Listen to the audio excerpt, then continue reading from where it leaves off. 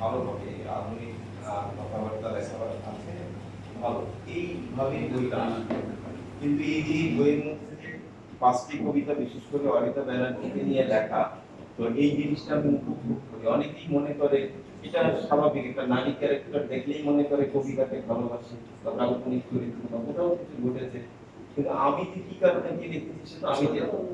আর এখন পর্যন্ত যারা পাঠক, তো তাদের কাছ থেকে আমি এর বিষয়ে সরাসরি কোনো উত্তর পাইনি যে আসলে অনিতা ব্যানার্জি আপনার কে, এইটাই আমি উপভোগ করি।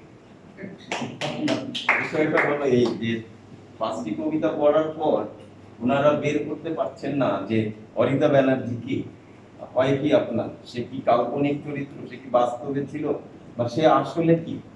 এই যে এটাই থাকুক স্থায়ীভাবে, আমি তাই চাই। আর সবচেয়ে এখানে আরো বিশেষ কয়েকটি কবিতা, অনেকগুলো 26টি কবিতা আছে, সব শেষে যে কবিতাটি আছে, মূলত আমি বেশি উৎসাহিত ছিলাম, এই আমার আগ্রহী ছিলাম এই বইটি বের করার পিছনে, সেই ধর্ষিত শহর